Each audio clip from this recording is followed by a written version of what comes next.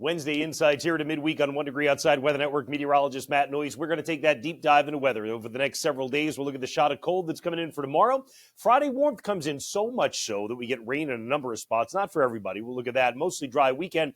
And the next system after that comes in as we get into late Sunday. Timing, of course, this far out TBD. Looks like probably Sunday evening and then into Sunday night. Better chance of some accumulating snow even in southern New England with that one. Let me get out of the way. Can you find your name on here? If you're one of our Patreon members, you most certainly can. At least once a week, we make sure to show and thank everybody. Thank you, Adam. Thank you, Jim. Thank you, Sean. Thank you, Will. Thank you, everyone who is a Patreon member. And by the way, thank you to our partners, Berry Hill Farm. You'll find this right on our homepage, onedegreeoutside.com. You can click to find your gourmet treasures. That's right, your country farmer-made food there. And how about our 1 Degree Outside champion, Gate City Reflexology and Massage? We appreciate each and every one of you. If you would like to find out more about how to become a member, it's patreon.com/1 Degree Outside. All right, let's dive into the weather and see what's going on. We're going to start out with the overview on what's been happening today. The jet stream map shows you that, we've had a little bit of a phasing going on here in the streams. A little northern stream energy, little southern stream moisture was enough to get the job done and get some snow to fall, right? Well, here's the map as we get to Friday. Look at the jet stream pumping up the moisture, but pumping up the warmth as well. And that's why I say, look, we'll dive into it deeper here, but you're going to be warm enough for rain. A lot of southern New England, when this stuff moves in over the course of the day, Friday into Friday night, it could end as snow showers for some. Mountains have a better chance of wintry precipitation. Then as we get out toward the end of the weekend and Monday, here you go. You get a little dip in the jet stream still. Again, we talked about this in pattern predictions yesterday, which if you haven't seen it, we looked out the next 2 weeks, and that's going to be on our website. It's still atop our app home screen as well. But bottom line, this isn't a pattern for big blockbuster snowstorms, but it is a pattern that I mentioned in pattern predictions keeps you in the game.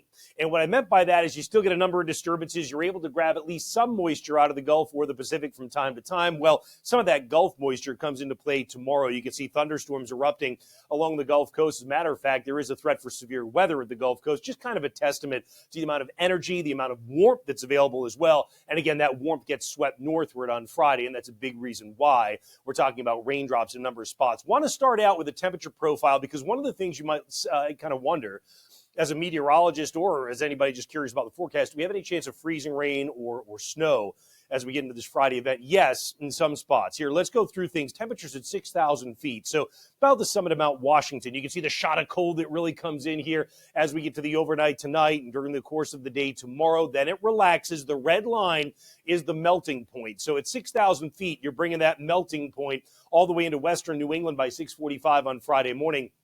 Once we get to Friday midday, it sets up near northern Massachusetts. Never looks to make it all the way to northern New England. So that's why you actually do have a chance of about 2-3 inch snowfall across northern New England, maybe more if the cold air were to hold on more. But what's interesting is while the temperatures at 6,000 feet never really get much past the Mass-New Hampshire border and then turn around, the temperatures at the surface actually do get warmer farther north. That's not a necessarily bad thing because if we play things through, again, you'll see there goes the freezing line as we go through the next 24 to 48 hours, right? But as you start going into Friday, here comes that melting point. Now, in the morning on Friday, some freezing rain, a real possibility in western New England, particularly northern Connecticut running up through western Mass. Central Massachusetts may find a freezing rain shower on Friday morning as well. But look what happens to that melting line. It goes way north during the course of Friday. You actually kind of want this to happen because if it doesn't, if it gets stuck, and it may, the forecast may change to get it hung up, especially with some fresh snow that's on the ground, then that would mean a freezing rain situation would be a possibility, particularly across central and southern Vermont, central and interior southern New Hampshire, and into parts of interior southern Maine. So that would be the area that we got to watch and make sure this freezing line doesn't get hung up. If it does, you're talking about some icing. If it does what we're seeing here, that actually is okay because it sets you up with more of a rain-snow situation. And then you'll watch that freezing line start to sag southward again as we get to Friday night into Saturday morning. And although you're dry by Saturday morning, you may end as some snow showers in spots during the overnight Friday night. So if you look at the map kind of at the surface and the forecast radar and clouds, you can see we actually have some snow that comes in late Thursday night into Friday across northern Maine. That will drop a couple of inches of accumulation for you. Here's that chance in pink of at least some freezing rain that we talked about in northern Connecticut on Friday morning into western Mass through the Pioneer Valley and then perhaps into Worcester County for a little bit Friday morning as well. eventually the warmth wins as we looked at together, which is why by midday Friday, it's mostly raindrops, right? Still hasn't really broken out quite a bit across northern New England at midday Friday. It will as we get into Friday evening and the center of low pressure crosses through New England. And this is going to be your best opportunity to pick up that 2 to 4 inches of snow, at least as a preliminary estimate. We'll see where it turns out. See all the pink that shows up here? So the question becomes, are you concerned about any amount of freezing rain in here if the freezing line gets hung up? Or is it essentially just a rain-snow combo that's elevation dependent and then drops southward on the backside of the storm as we get to Friday overnight? There's that chance of snow showers even all the way to the coastline of eastern Mass if there was enough moisture left over in the overnight period. By Saturday, it's gone. It's another shot of cold and dry air that comes in on top of us. Sunday, for the most part, it's just increasing clouds. Notice at midday right now doesn't look to be very well organized, but as you get into the late day and particularly evening, the next round of snow organizes. This one would be cold enough for accumulation all the way into southern New England on Sunday evening and night.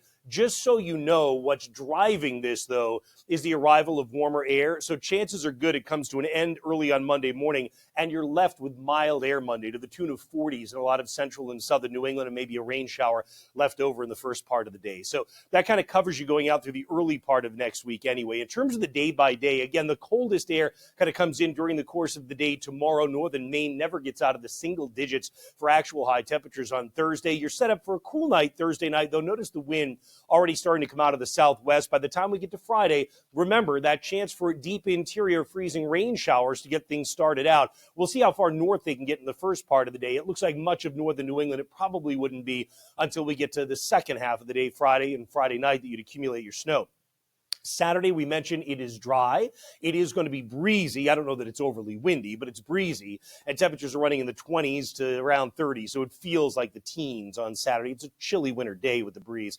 And then Sunday, you've still got the chilly air. And that's why when the next system comes in, it's very likely to be some amount of accumulating snow that will be taking place. So that's where we stand anyway. That's the overview on what you've got in Insights for today. We will certainly keep you updated as we go on through the next couple of days, both with regard to what's going on with the freezing line for Friday into Friday night, and then also what's going to be happening with that Sunday night storm. We'll see you again in a little bit at onedegreeoutside.com.